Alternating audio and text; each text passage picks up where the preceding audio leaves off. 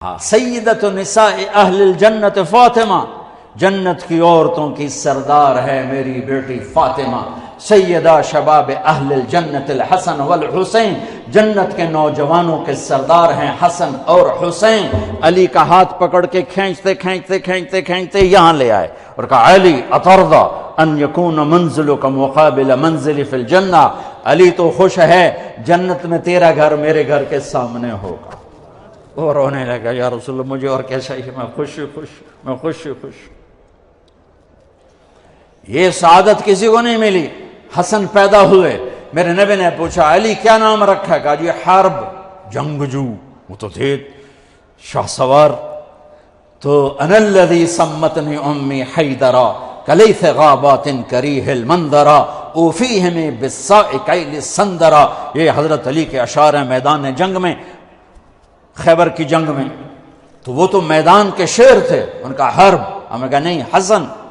پھر 10 ماہ بعد حسین پیدا ہوئے، آپ نے فرمایا علی کیا نام رکھا ہے؟ کہا جی حرب، کہا نہیں حسین۔ پھر فرمایا یہ 2 نام اللہ نے میرے بچوں کے لیے سنبھالے ہوئے تھے، آج تک کسی کا نام حسن حسین نہیں رکھا گیا، پہلی دفعہ میرے بچوں کے نام اللہ نے چن کے رکھوائے حسن حسین۔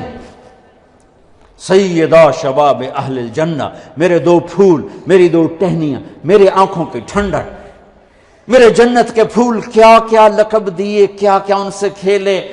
کون ہے جس نے نبی کی پشت پہ سواری کی ہو حسن حسین کے سوا؟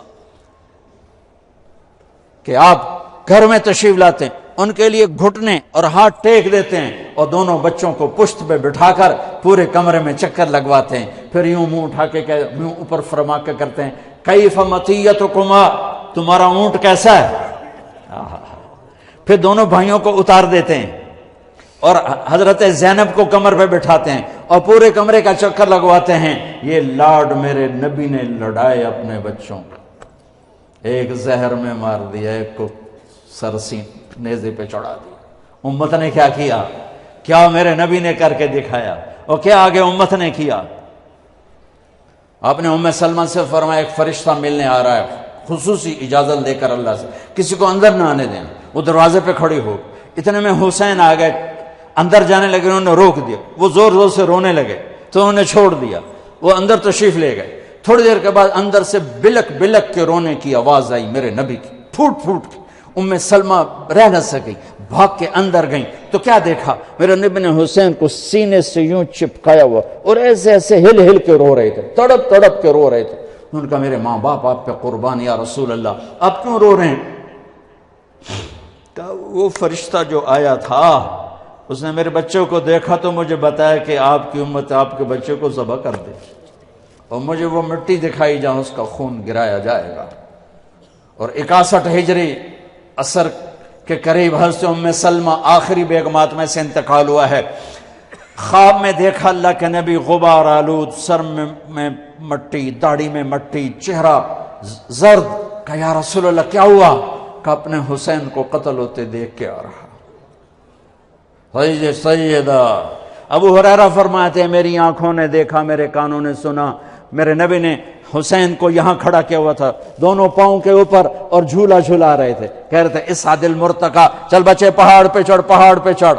اور آپ اوپر تھے تو وہ جھومتے جھومتے یہاں آئے، پھر یہاں آئے، پھر اب اور یہاں، پھر یہاں آئے۔ آپ ایسے ہو گئے، کہا اور، وہ چڑھتے چڑھتے یہاں پہنچ گئے۔ آپ نے دونوں ہاتھ فکس کر کے یوں بوسہ لے کر کہا اللہ میں اس سے پیار کرتا ہوں، تو بھی اس سے پیار فرما۔ ہمارے ایمان کا حصہ ہے آل رسول سے عشق و محبت۔ اللہم صلی علی محمد وعلی آل محمد، علی کے تکرار کے ساتھ آل محمد کے لیے مستقل درود ہے اور محمد مصطفیٰ کے لیے مستقل درود ہے۔ اللہم صلی علی محمد و آل محمد میں محمد صلی اللہ علیہ وسلم کے تابع ہو کر درود ہے، وعلی آل محمد میں میرا نبی مجھے سکھا کے گیا ہے، نماز کے درود میں مجھے سکھا کر گیا ہے کہ میری اولاد پر بھی مستقل درود پڑھنا ہے اور میرے اوپر بھی مستقل درود پڑھنا ہے، علی کے تکرار کے ساتھ، علی محمد وعلی آل محمد۔ کسی نبی کی اولاد کو یہ شرف نہیں ہے، میرے نبی کی اولاد کو یہ شرف حاصل ہے کہ اللہ تعالیٰ نے چلتے پھرتے دنیا میں ان کی جنت کے بشارتیں سنا دیں، پیغام سنا دیے۔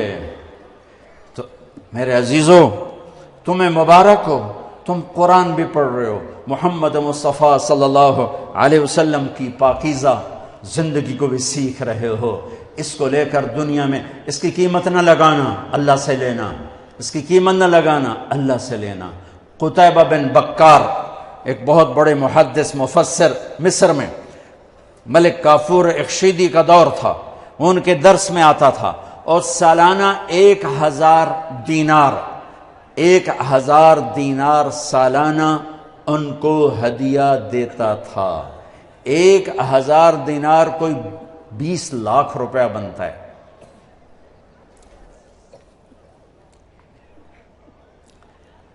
اٹھارہ برس آتا رہا، 18 برس، اور ہر سال 1000 دینار ہدیہ۔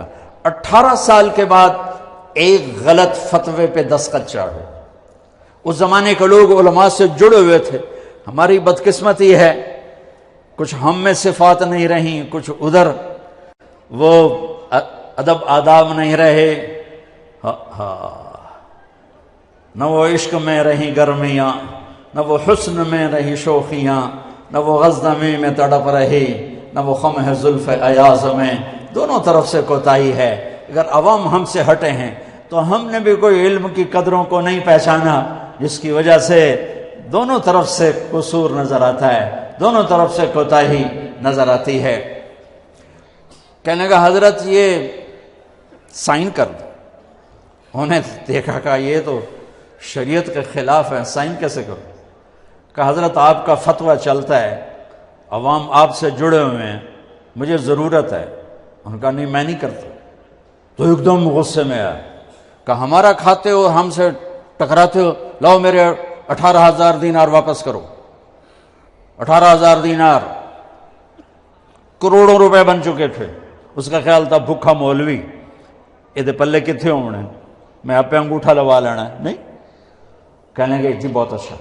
گھر گئے، 18 تھیلیاں، ان کی مہر بھی نہیں توڑی تھی، ویسی کی ویسی لا کر کہنے لگے میرے ایمان کی بس اتنی قیمت لگائی تو نے، میرے ایمان کی بس اتنی قیمت لگائی، دفع ہو جا، لے جا، مجھے میرا اللہ کافی ہے۔ جو نسبت تمہیں ملی ہے اس کی قدر کرو، اس کو بیچنا نہیں، اللہ تمہاری قیمت لگائے گا۔ تو میرے عزیزو،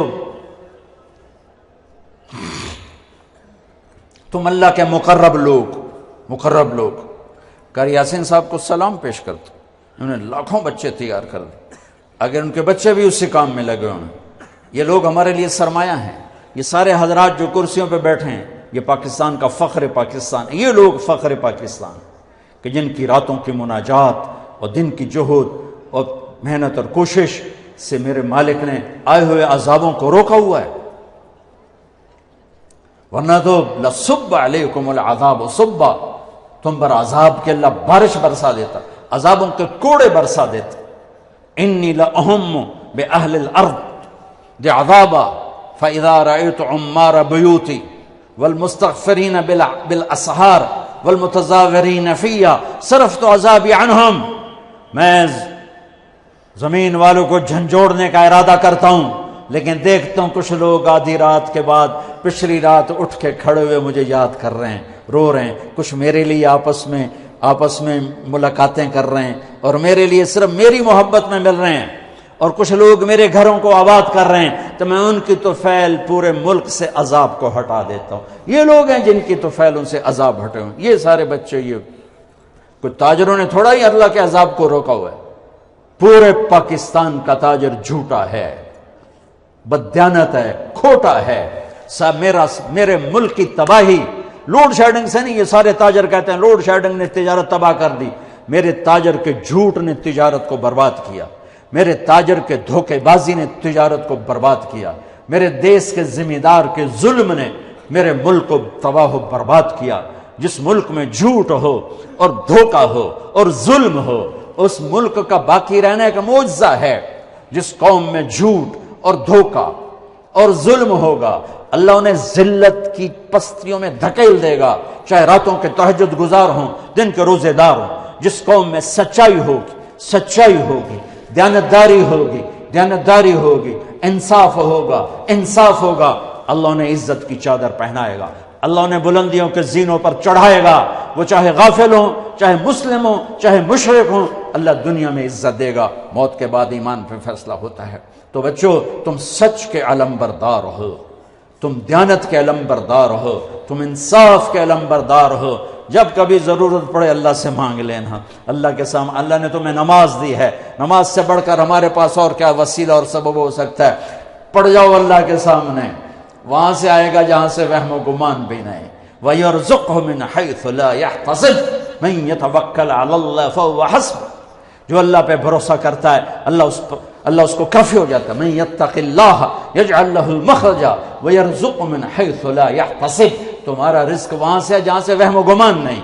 ہاں، لوگوں کو عزت دو، احترام دو، استغنا کے ساتھ، عزت نفس کے ساتھ۔ میرے عزیزو، یہ چند کلمات آپ کی خدمت میں پیش کر رہا ہوں۔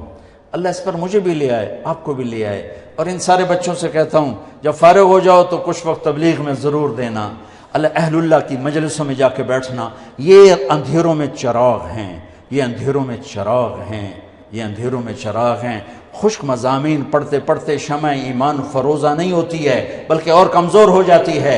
اہل اللہ کی مجالس، اہل اللہ کی صحبت، اہل اللہ کا سنگ، وَكُونُوا مَعَ الصَّادِقِينَ، کتنا بڑا جملہ میرے اللہ نے اتارا کہ سچوں کے ساتھی بن جاؤ، ان کے ساتھ سل جاؤ، صفات منتقل ہوتی ہیں۔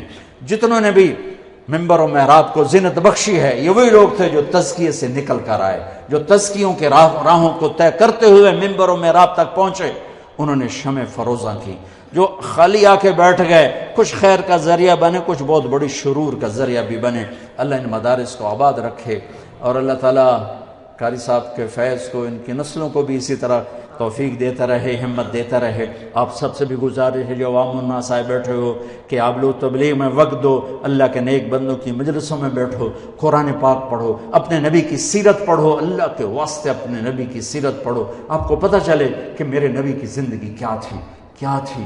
اللہ تعالیٰ آپ سب بچوں کو ہادی بنائے، مہدی بنائے، ہدایت کا ذریعہ بنائے، ان اداروں کو ہمیشہ آباد رکھے، سرفراز رکھے، یہ ایسے ہی چشمے علم ابلتے رہیں اور پیاسے آ کر پانی پیتے رہیں۔ السلام علیکم ورحمۃ اللہ۔